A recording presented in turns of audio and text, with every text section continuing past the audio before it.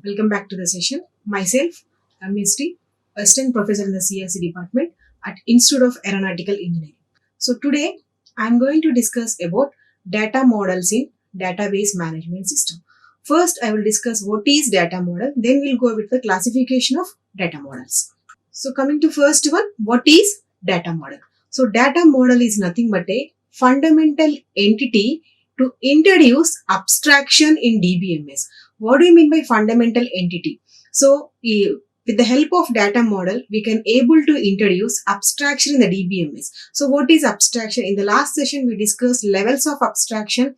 Abstraction is nothing but a which is showing only relevant information and hiding the irrelevant information which is not required to the user, and that will be prescribed, that will be given to the user in the form of the levels of abstraction. First is view level, second is conceptual level, and third is physical level, where user can view data only in the view level format which is getting from the database, that is called as a conceptual level. So in order to design the data abstraction levels efficiently, here the data models plays a major role. So that's why data models are called as a fundamental entities in order to design any database system. So here I can give the example.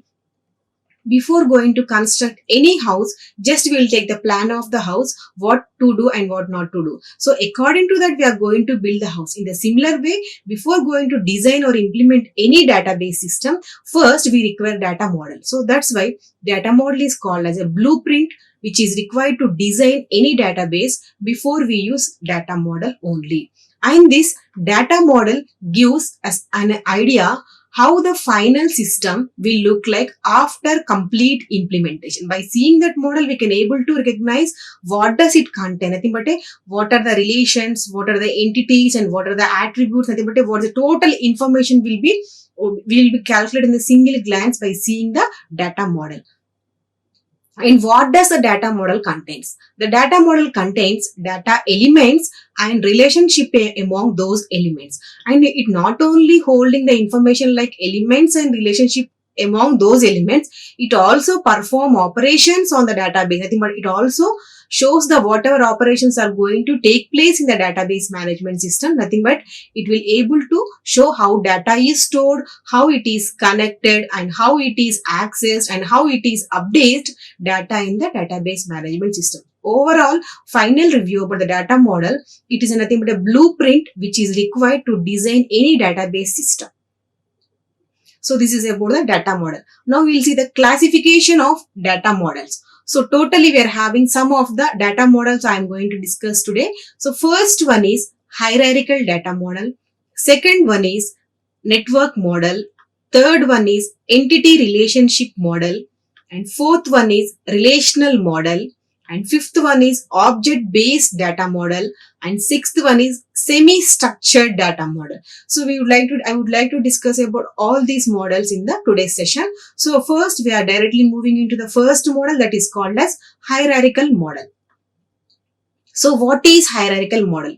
This is a first DBMS model. Nothing but this model was the first DBMS model. Nothing but in order to build in order to implement any database, recently in the traditional ways, they make use of hierarchical model to design the data model. So the data which we organize in the hierarchical model will be in the form of tree-like structure. So here, as we know that the previously, before database management system, we make use of file systems. So in the file system, data will be stored in the form of directories, subdirectories, and subfiles. In the similar way, so there we go with the hierarchical structure because always the file system stores data in the form of the hierarchical structure. In the same way, this is a hierarchical model is a data organized in the tree-like structure where each and every record contains one parent node and many children node. So in this way, we are going to construct hierarchical model.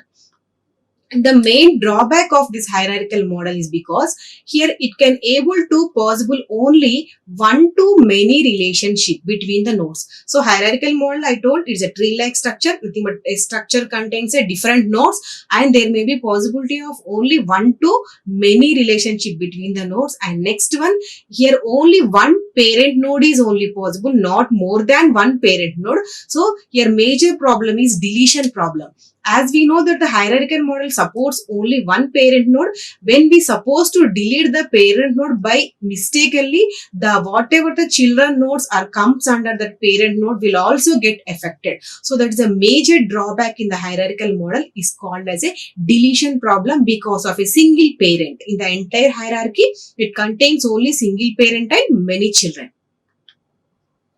So let us see the architecture, how hierarchical model is designed. So this is the architecture of hierarchical model. So I already told this is a tree-like structure. So first one is nothing but a root node. So every time the hierarchical model starts with the root node, that is a root, and next one, this first level of hierarchy is called as a one type of table, and second level of hierarchy is called as another type of table. So first level of hierarchy contains a left branch contains student ID, student name, student age. So the student ID, student age and student name are called as a columns or attributes. So here we are going to discuss about the student table. Nothing but a student is an entity, and attributes in the student are student ID, student name and student age. This denotes the one tuple in the table, and this denotes the second tuple in the table, and this denotes the third tuple in the table. So here I'm coming to under the student 1, 2, 3, 3, 6, 7 and 2, 3, 4. We're having the one more table, one more field that is called as another hierarchy. So that is called as course 1, course 21, course 22 and course 33. So coming to here student can take only one or more courses, because it should contain only one parent node and many children node. So coming to Steve can handle only one course, that is COBOL, and Chaitanya is going to handle two courses, that is Java and Perl, and Ajit is going to handle only one course, that is C3, the jQuery. So this is a structure how hierarchical model look like. So if we want to convert this into relational model, how many tables we require? So basically here we require two tables. The first table is nothing but a student ID, SID, next one S name, and next one is a S age. So first table requires three tuples, first one, three columns, SID, S name and S age. So this is the first table notation. Coming to second table contains course ID and the course name. So this is the course ID and this comes under the second table, this comes under the first table. So how we are going to relate the first and second table is nothing but in the first table we make use of SID, S name and S age. In the second table we make use of SID, CID and C name, whereas with the help of the SID we can easily able to relate the first table to second table. So this is a hierarchical model. Now we are going to implement this hierarchical model, the relational model, by converting this structure into two tables, student table and the course table. The common attribute in both the tables is student ID. With the help of that ID, we can able to communicate and provide relationship between two tables. So this is about the hierarchical model. Now next one, we are going to see the next model, that is called network model. So second model is called as a network model, and I can tell here this is an extension to the hierarchical model, and this is used and the most popular one which is used before relational model. So for the first and the foremost model is hierarchical model, and the next, due to some drawbacks in the hierarchical, they are moving to the second model, that is called as a network model. So that's why it is extension to the hierarchical model. Due to some problems in the network model, later on they shifted to new model that is called as a relational model, which is using in the present environment. Nowadays we are mostly using relational model more, and so that's why this is the most popular model before relational model. And what does a network model contains and how long it is different from the hierarchical model, because I told this is an extension. So how it is differ from the hierarchical model? In the hierarchical model we discussed that it contains only one parent node and contain many children. But coming to network model, it can contain more than one parent node. Due to that more than one parent node, the hierarchical structure can form a graph notation. So that is a major advantage in the network model. It can contain more than one parent. Due to this more than one parent concept, the hierarchical structure can be converted into graph model in the circular manner. So that is the advantage of using network model. And next one, let us see some of the points in the network model. So what is let us see architecture, how the network model implies. So here the first one, college is called as a root, and next CSE department is also subroot and library is also subroot. So here student is called as a node. Here the student node can having the two parents. The first parent is college and second parent is CSE department. So in the hierarchical model, this criteria, this approach is not available because there it supports only one parent node. So but coming to network model, it can support many parent node by connecting in this way. It forms a graph like structure. This total structure is in the form of graph like structure. Due to this graph like structure, there may be possibility of many relations between many nodes. Nothing but here it can contain many relations. So there can be more than one path for the same node. So when we are having more than one path for the same node, it is very easy to extract the data and very easy to access the data. But one thing, if you are having more than one path for the same node, it is very difficult for the system to maintain. And moreover, in the future, if you want to make any modifications in those models, the operations like updations, insertions and deletions, whatever you want to perform on the network model, it is taken too complex because for the single node, they may be having the more than one nodes. So it is very difficult to segregate which where to go and where to perform these operations. So in order to perform these operations, the network model is not a suitable one. It is a very complex one.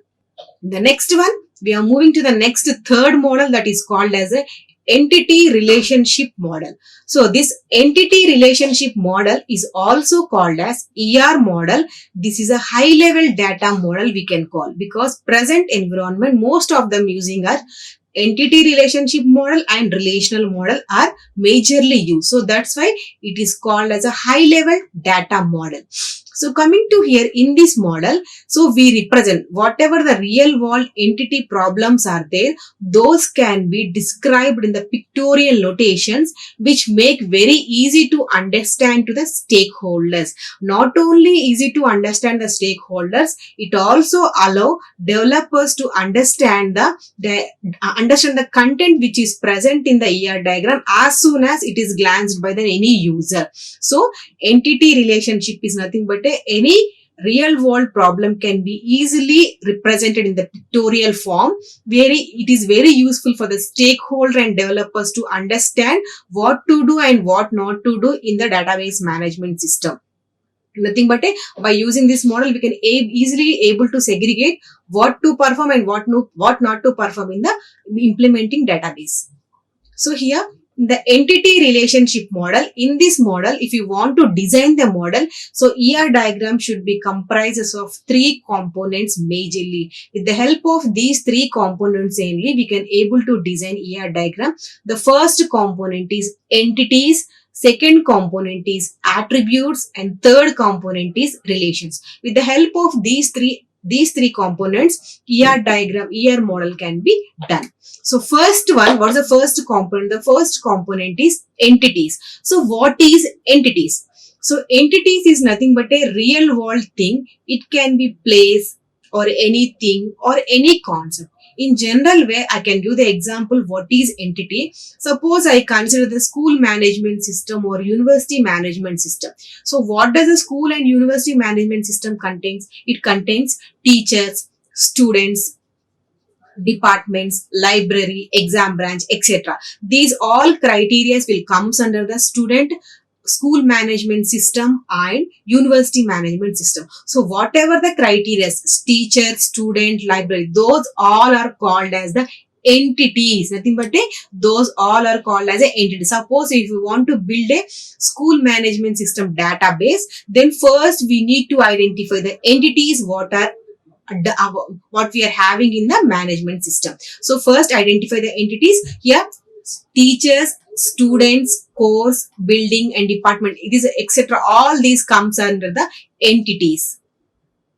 Now we'll discuss what is attribute. Second component in the ER model, attribute. What is attribute? So attribute is nothing but an entity which it contains a real world property is called as an attribute. When entity contains a real world property, it is called as an attribute. What is this real world property? So in the previous slide, we discussed what is entity. So teacher, student and department comes under the school management system. These all are called as entity. Suppose I consider the teacher is an entity. So what are the properties of the teacher? The teacher may contain teacher ID, teacher name, teacher salary, teacher date of joining. These all comes under the properties of the entity teacher.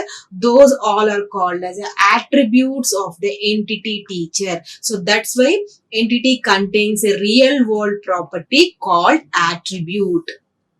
So entity teacher contains a property like teacher ID, salary, age, etc. So these are the attributes which we are having for the teacher entity.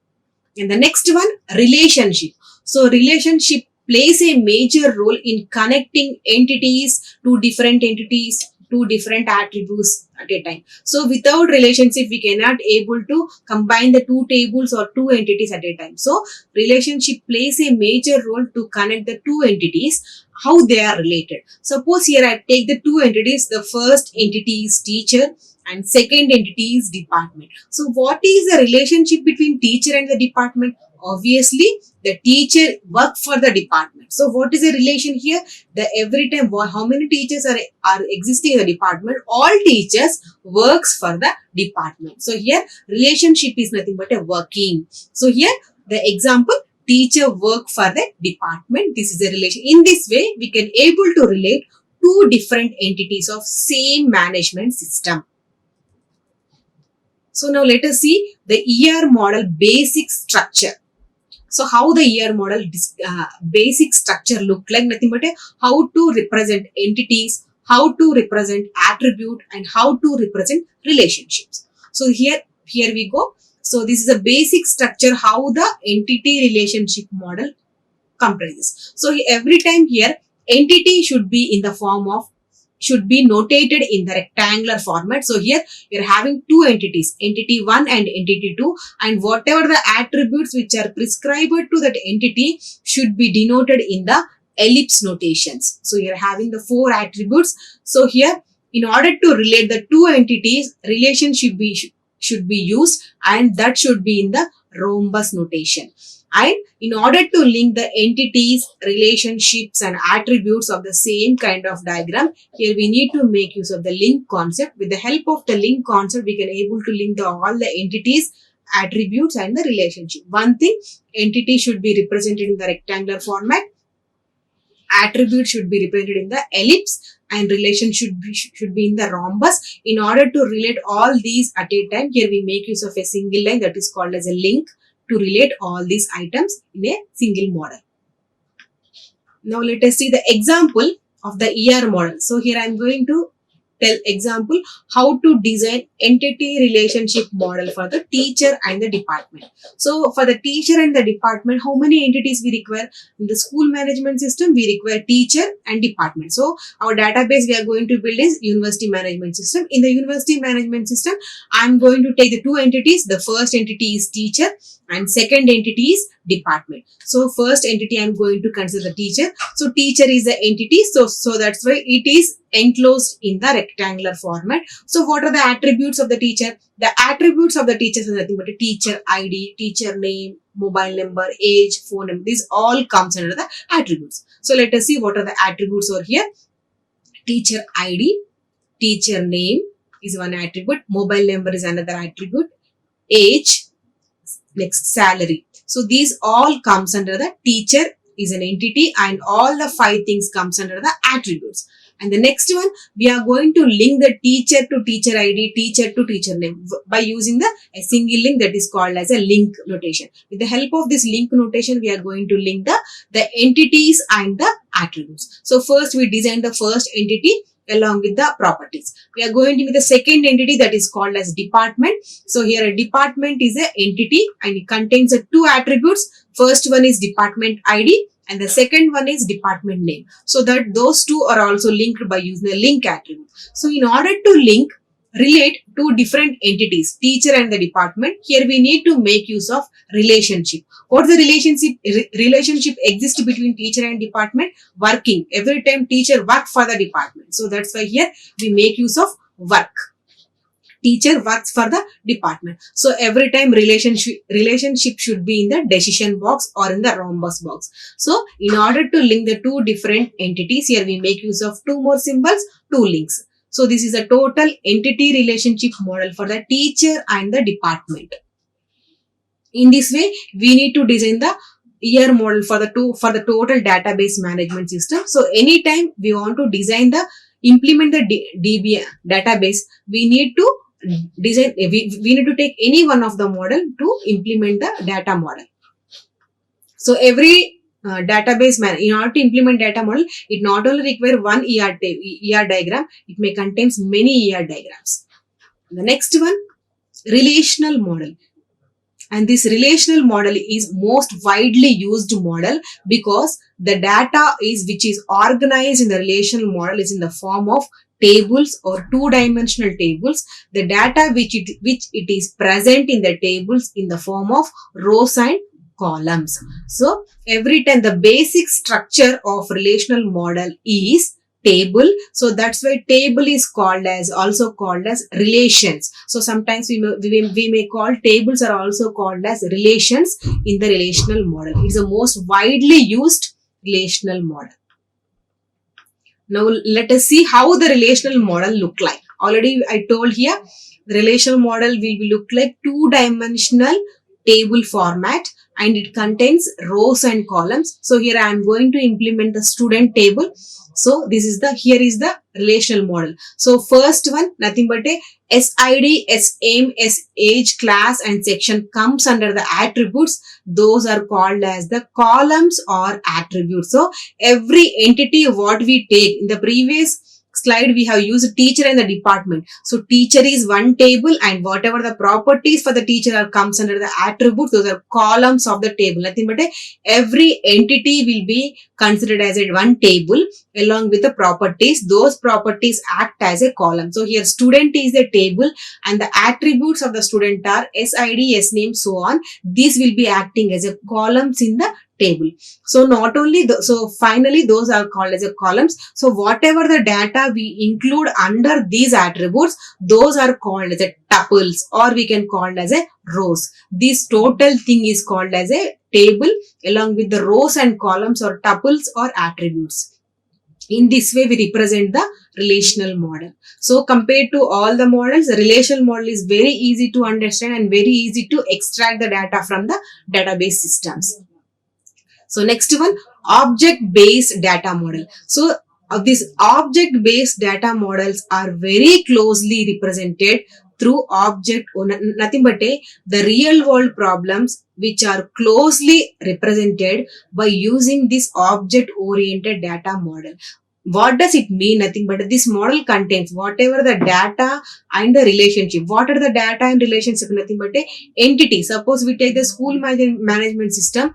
It contains teachers, departments. So those are the entities and the properties which comes under those entities are called as the attributes. In order to relate two attributes or two entities, here we need to make use of the relationship. So here whatever the data or whatever the relationships we use in here, those can be provided only in the single structure that is known as an object. In the object oriented model, here the single object, in the single structure, we describe whatever the attributes, properties and methods used for the particular entity.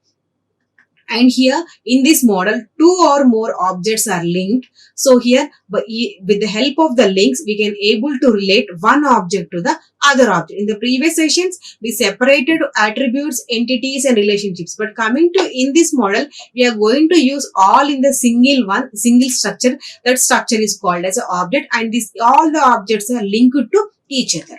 Let us see the architecture, how object-based data models are look like.